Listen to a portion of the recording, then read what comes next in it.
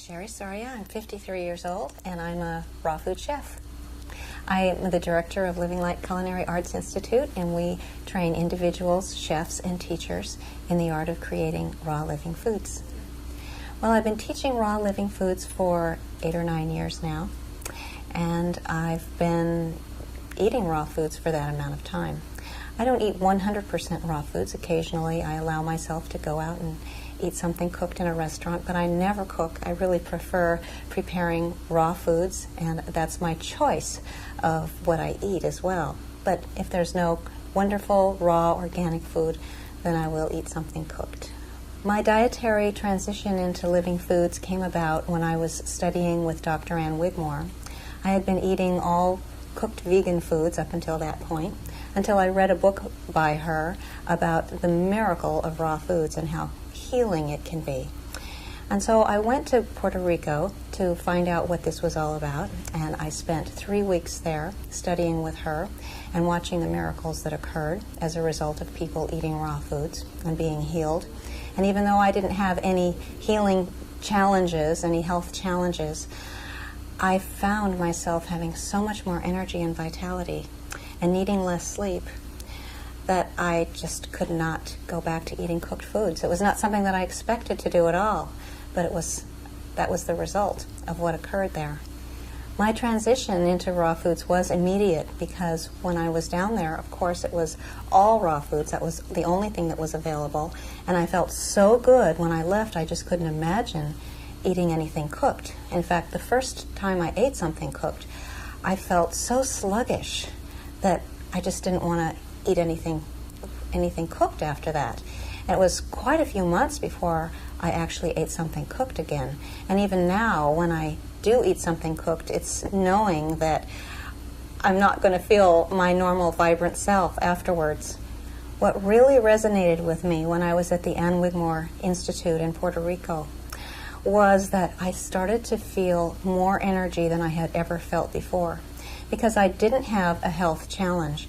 What I realized was that with raw living foods, it was really a matter or a measure of vitality, not a measure of whether or not you were sick or healthy, because I was healthy, but it was a measure of the amount of vitality that I had.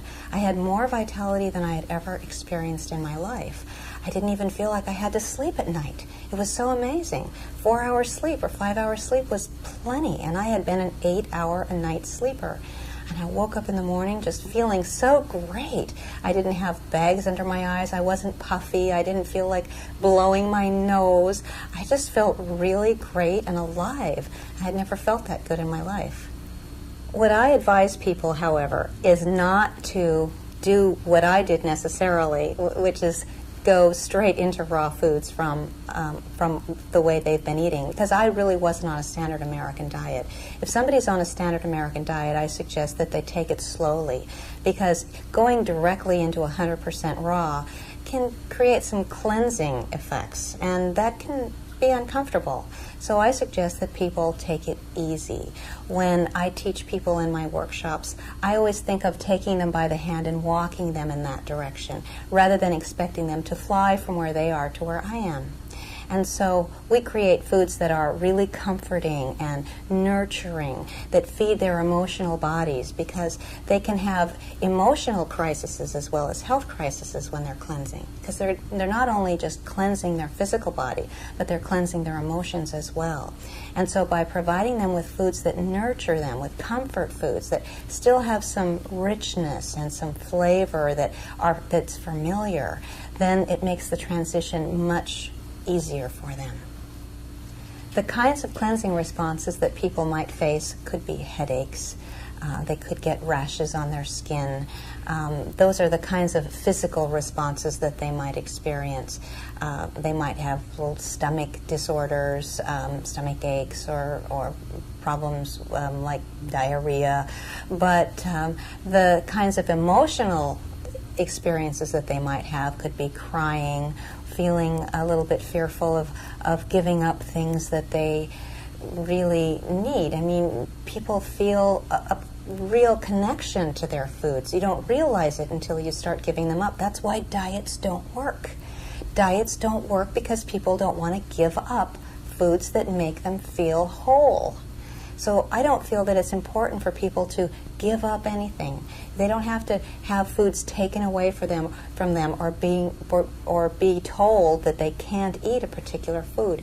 And that's something that's really important, I feel, when I'm working with people in my culinary arts program, is that I give them foods that they can incorporate in their normal lifestyle. And then what happens is the foods that aren't in their best interests just sort of fall away. They start to notice that they don't feel as good eating that food as they do eating the new foods that they've learned to prepare. And so they don't experience quite the dramatic cleansing crisis that they might if they went on 100% raw food from a standard American diet.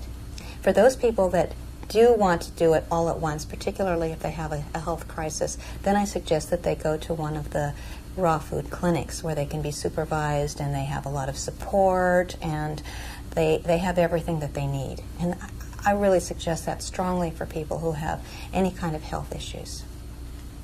The problem with fad diets is just that word, diet. It's something that is temporary. It's not a way of life. A Living Foods lifestyle is not a diet. It's a way of living. It's a way of being healthy. I tell people this is something that you're doing for yourself. It's something that you're doing because it makes you feel good. Forget about the way you look. Go by the way you feel. The way you look will catch up. The emotional component of food, I really believe, has to do with memories of childhood. Those foods that we were comforted by, the foods that we have memories of, like popcorn in the movie reminds us of being in the movie theater, and pizza was something that we all ordered out together as a family or at a party. We have good memories that are attached to that. We don't have to give up pizza. We can have raw living pizza. We don't have to give up burritos and tacos and all those good foods that we associate with good times. We can do that with raw living foods.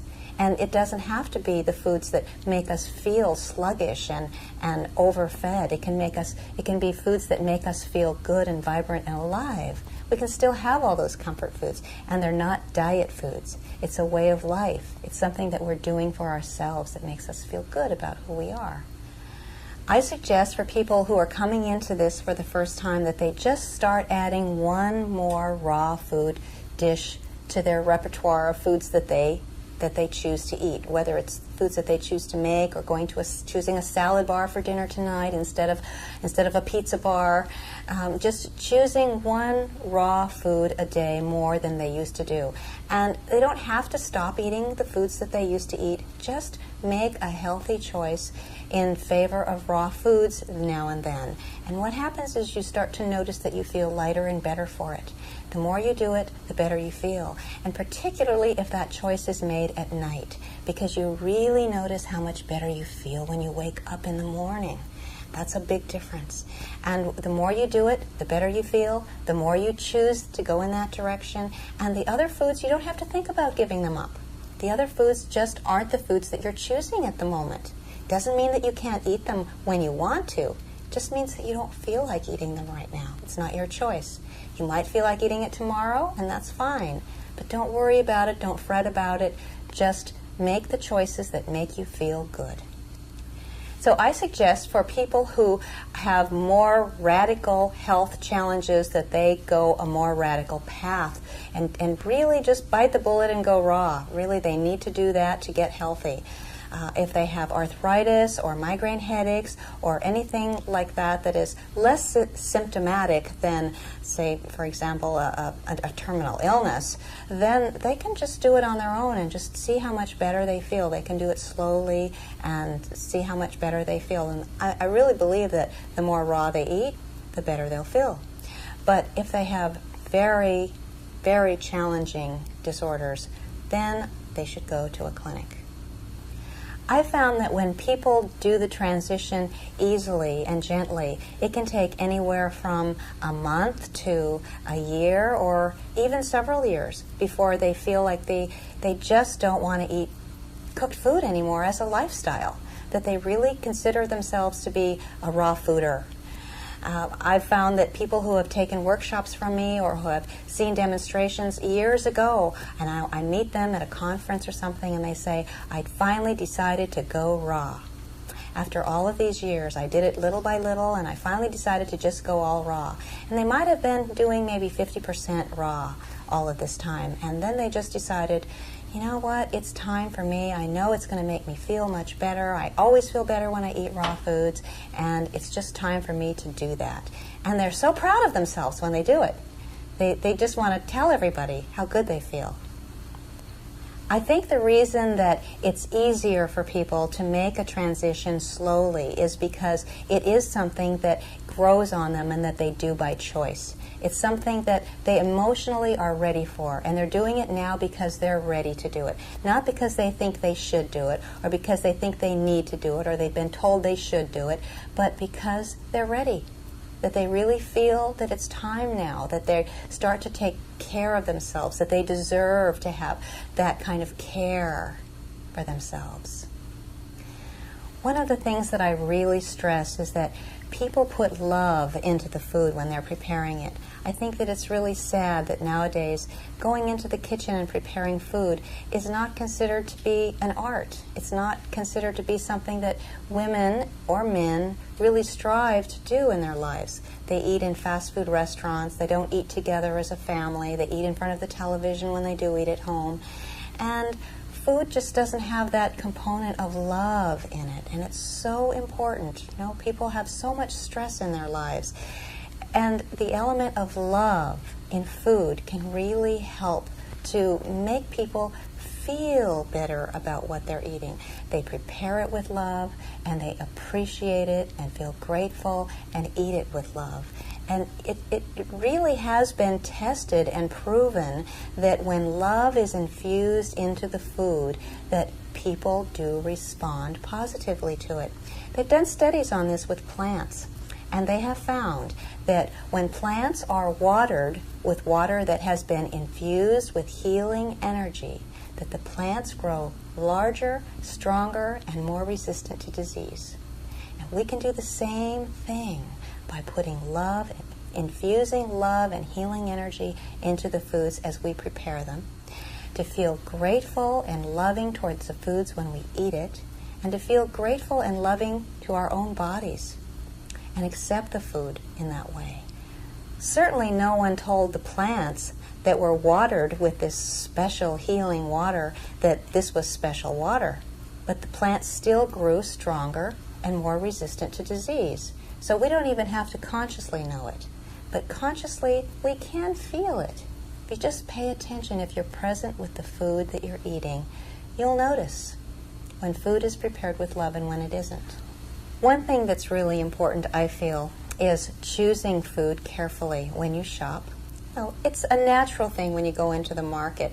You see 2 heads of lettuce. You don't take the head of lettuce that's wilted. You take the one that's crispy and healthy and vibrant looking. You just immediately know that that's the one. That's the healthy one, and that's the vibrant one, and that's the one you want to put in your body. And then you take it home and you put it in a container so that it stays nice and fresh, and you keep it in the refrigerator so that it doesn't get dried out. And when you prepare it carefully. You don't just slop it all together. You're conscious about the way that you prepare the food. When I'm preparing food, I don't have the radio on. I don't have the television on. If I'm not in a good frame of mind, I don't prepare food. I would rather just eat a piece of fruit than prepare food when I'm not feeling present with the food. And so I think that that's an important element, is to be conscious of your environment and what your feelings are when you're preparing the food. Even if you're not consciously putting love into it, at least don't put stress into it. To me, the kitchen is a sacred space. I love going into the kitchen and preparing food. I feel like it's an honor to prepare food and to serve it to people. I just love to do it. It makes me feel nourished. Even if I weren't to eat the food at all, I feel nourished by the experience of doing it. My kitchen is a beautiful space. I have plates and things on the wall that have paintings of fruits and vegetables on them.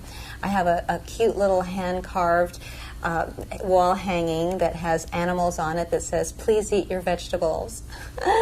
And I just really love my kitchen. It feels good to be in there, and that's because I use my kitchen as a sacred space, and that's the way I feel about it. I think that it's really an honor to prepare food for people and to help them in their quest to be healthier. I consider my kitchen to be sacred space. When I go into the kitchen, I feel good. It's just a natural transition for me. Whatever has been going on in my life really doesn't matter. When I go into the kitchen, I feel good. And I like to have that space sacred. Just like when you go to bed at night, you feel that you're ready to go to sleep. It's sort of programmed into you. When I go into the kitchen, it's programmed into me to feel good. And that feeling transfers automatically into the food. I hardly even have to think about it.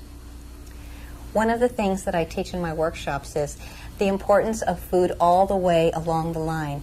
What does the food sound like? Give it a pretty name. What does it smell like? I love to use herbs and seasonings and break them apart with my fingers so that it allows the aromas to permeate the space. And then the way it looks. You feast with your eyes before it ever passes your lips.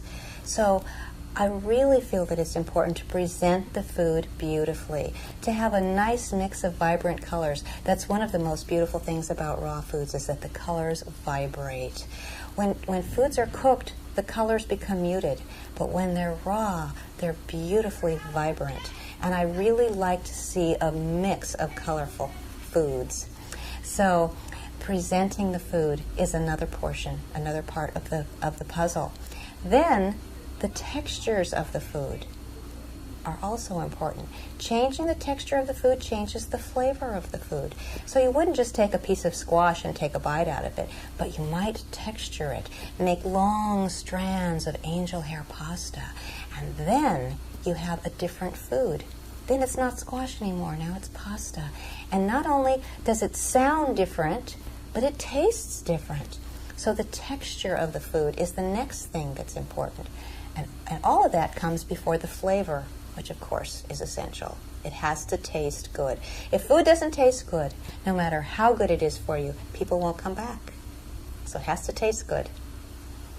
I think that people will find when they buy organic produce particularly, that the food tastes better. If you buy an organically grown tomato, there's no comparison to the tomatoes that are conventionally grown. I stopped buying conventionally grown tomatoes until I discovered organic. And I felt that if it makes that much difference in the flavor of tomatoes, then it's got to make a difference in other foods as well. And I have read that there's more nutrients, but I really go for the flavor first. I'm a flavor seeker, and I know that foods have more flavor when they're organically grown, and so that's what I buy. And I don't mind that it costs me more. I really feel that I'm worth it. It's important.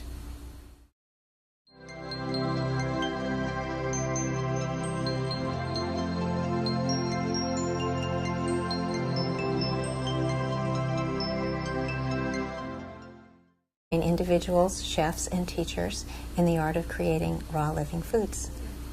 Well, I've been teaching raw living foods for 8 or 9 years now. And I've been eating raw foods for that amount of time.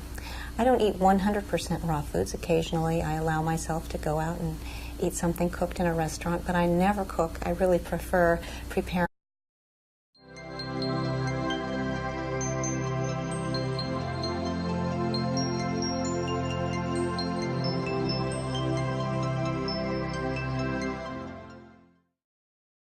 My name is Cherie Soria. I'm 53 years old, and I'm a raw food chef. I am the director of Living Light Culinary Arts Institute, and we train out the miracle of raw foods and how healing it can be. And so I went to Puerto Rico to find out what this was all about, and I spent 3 weeks there studying with her and watching the miracles that occurred as a result of people eating raw foods and being healed.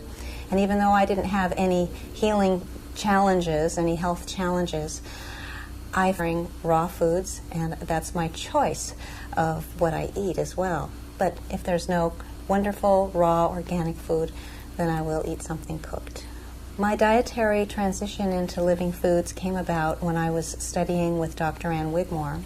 I had been eating all cooked vegan foods up until that point, until I read a book by her about found myself having so much more energy and vitality and needing less sleep that I just could not go back to eating cooked foods. It was not something that I expected to do at all, but that was the result of what occurred there. My transition into raw foods was immediate because when I was down there, of course, it was all